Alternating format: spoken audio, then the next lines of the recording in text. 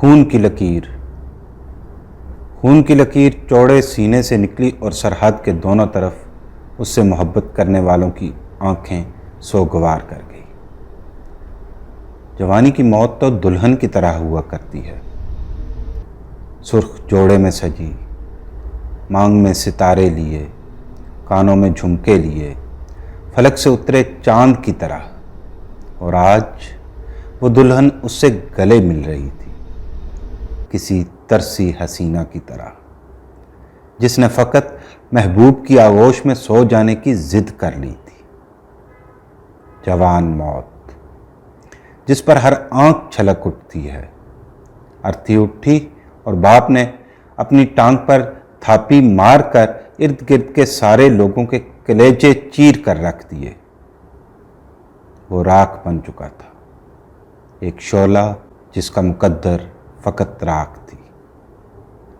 جوانی کی موت، جان کیٹس کی موت، سکندر اعظم کی موت اور سدھو موسے والا کی موت جب بھی یاد آ جائے روح تک سوگوار ہو جاتی ہے۔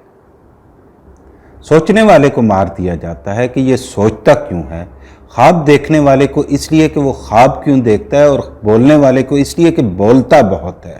گولی چلتی ہے اور ایک ہی آواز فضاؤں میں باقی رہ جاتی ہے، مارٹن لوتھر کنگ کی آواز، آئی ہیو اے ڈریم۔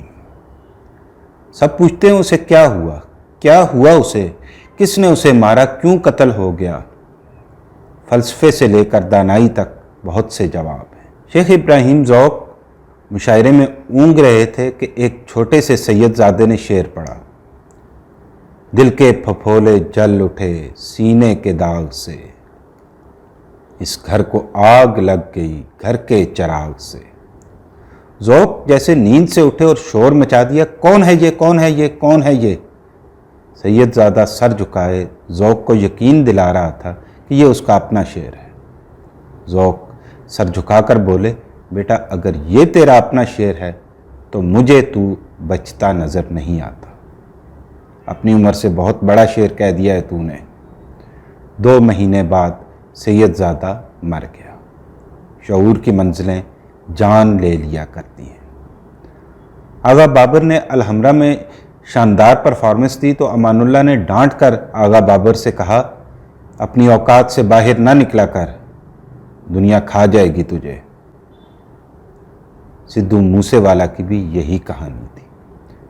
وہ بہت تیزی سے ابھرا اور آسمان میں جا کر غائب ہو گیا، کسی آتش بازی کی چنگاری کی طرح جو ایک لمحے میں بہار دکھاتی ہے اور دوسرے لمحے آسمان پر کچھ نہیں ہوتا، فقط اندھیرا ہوا کرتا ہے۔ شعر کی طرح جیا، مگر ارد گرد کے لگڑ بگڑوں نے اسے گھیر کر مار دیا۔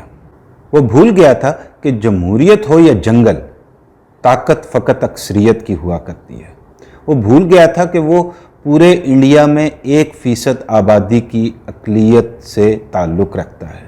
اسے اپنے چوڑے چکلے سینے پر اعتبار تھا، اپنے نغموں کی مقبولیت پر مان تھا، لیکن سچ تو یہ تھا کہ وہ ایک کسان کا وہ گبرو جوان تھا جسے دیکھ کر جہاں الڑ مٹیاریں ٹھنڈی آہیں بھرتی ہیں، وہیں اس کا باپ اسے دیکھ کر منہ پرے کر لیتا ہے کہ کہیں اسے اس کی ہی نظر نہ لگ جائے۔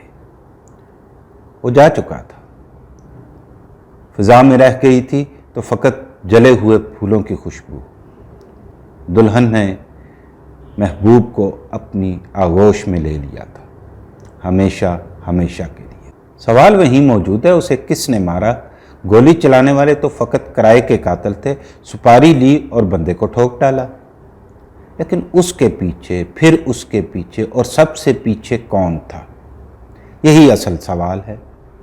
اسے ان لوگوں نے مار ڈالا جنہوں نے اس کے سچ کو مان کر جھوٹ کو خدا مان لیا تھا۔